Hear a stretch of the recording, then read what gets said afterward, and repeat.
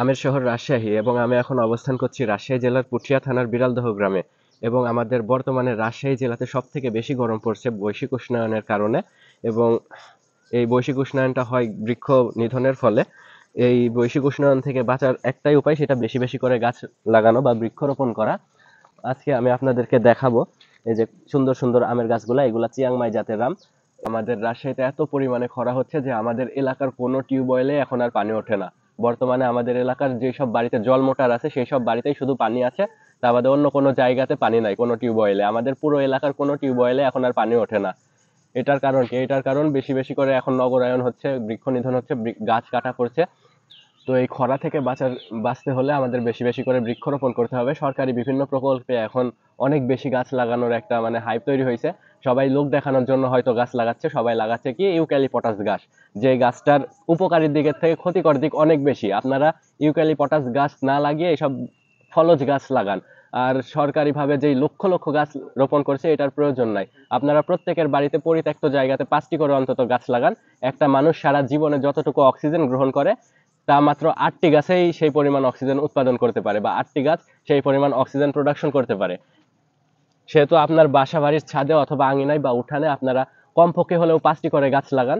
এবং এই যে এটা দেখেন, গাছের ভিতরে এই জায়গাতে কিন্তু খুব বেশি একটা রোদ হয় না। এই জায়গাতে একটা শীতল পরিবেশ থাকে। অন্যান্য জায়গাতে রাস্তার ধারে যেই পরিমাণ রোদ থাকে বর্তমানে, রোদের কারণে রাস্তা দিয়ে হাঁটা যায় না। কিন্তু এই যেখানে বড় বড় আমের বাগান আছে বা লিচুর বাগান আছে, সেসব বাগানে শীতলতা বজায় থাকে। সেসব জায়গাতে এত গরম থাকে না। সেসব জায়গাতে যখন দুপুর বেলাও গিয়ে বসে থাকা হয় তাহলেও একটা মৃদু বাতাস লাগে গায়ে, খুব শীতল আবহাওয়া থাকে, পরিবেশ থাকে। আপনাদেরকে আমি দেখাবো বিভিন্ন বিদেশি প্রজাতির কিছু আমের গাছ এবং ফলসহ গাছ। এই যে দেখতে পাচ্ছেন, খুব সুন্দর সুন্দর ছাদ বাগানের জন্য রেডি সেটআপ গাছ।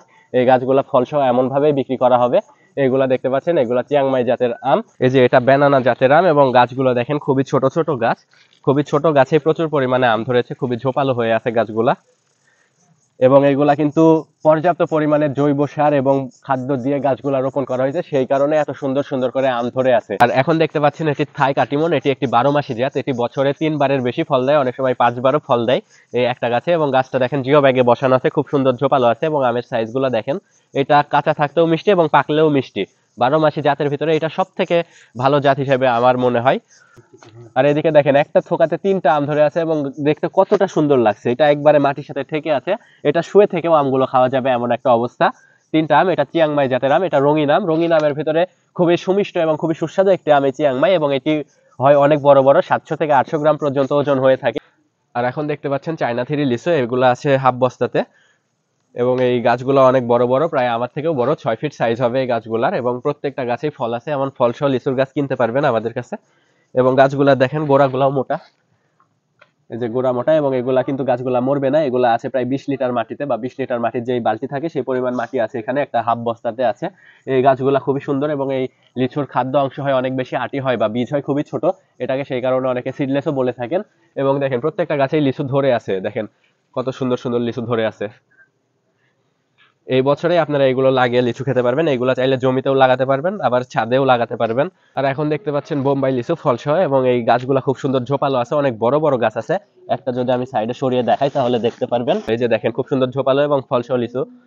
এমন সুন্দর গাছগুলো আপনারা নিতে পারবেন। এটা কিন্তু খুব সুন্দর ঝোপালো, এটা ছাতার মতো আকৃতি ধারণ করবে। এই যে জায়গাতে বাঁধা আছে সেজন্য বোঝা যাচ্ছে না। এটা ছাতার মতো খুব সুন্দর একটা আকৃতি ধারণ করবে।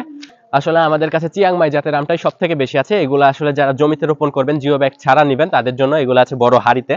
এই যে দেখতে পাচ্ছেন কত সুন্দর আম এবং কত পরিমাণে আমগুলো ধরে আছে। এবং এই গাছটা কিন্তু ছাতার মতো খুব সুন্দর ঝোপালো একটা গাছ। এমন সুন্দর টাইপের আপনারা আমাদের কাছে গাছ পাবেন, আমের গাছ। এগুলা এই যে দেখেন, রঙিন আম। চিয়াংমাই যে রঙিন আম, এটা বোঝা যাচ্ছে। এই যে দেখেন, রং আসছে। রঙিন আমের ভিতরে সব থেকে সুমিষ্ট এবং সুন্দর, সুস্বাদু এবং উচ্চ ফলনশীল জাত যদি থাকে তাহলে সেটা চিয়াংমাই এবং কিং অফ চাকাপাত। কিং অফ চাকাপাত। এটা এখনো কচি আম, তারপরেও দেখেন কত বড় হয়ে গেছে। প্রায় 200-250 গ্রাম ওজন হবে। এটা পাকলে 500 গ্রামের ওপরে ওজন হয়। এবং পুরোটাই খুবই সুন্দর কালার ধারণ করে। এবং গাছ ব্যানানা আম। থাইল্যান্ডের যতগুলো আম আছে তার ভিতরে সব থেকে বেশি পরিচিত এবং বিখ্যাত এবং সুমিষ্ট জাত হচ্ছে যে কাটিমন, 12 মাসি কাটিমন এবং এই ব্যানানা। খুব সুন্দর কাটিমন আম। এই যে দেখেন, এই যে দেখেন সাইজটা দেখেন কাটিমন আমের। এইগুলা কিন্তু 4টাতে 1 কেজি হয়ে যায়। কাটিমন 3টাতে 4টাতে 1 কেজি হয়ে যায় এবং প্রচন্ড মিষ্টি। বাজারের চাহিদাও আছে অনেক, দামও প্রচুর হয় এই কাটিমন আমটার, অফ সিজনে সিজনে। এটাও কিং অফ চাকাপাত। এই বর্তমানে রাজশাহী জেলাতে যেই পরিমাণে গরম পড়ছে বা যে পরিমাণে তাপ পড়ছে, সেই জায়গাতে আম টিকানোটাই মুশকিল হয়ে যাচ্ছে। আম বা কমলা যেই ফলই হোক সব ফলই ঝরে যাচ্ছে। সেই জায়গাতেও যে এত সুন্দর সুন্দর গাছে আম ধরে আছে, এটা আল্লাহ পাক তাআলার অশেষ রহমত ছাড়া অন্য কিছুই না।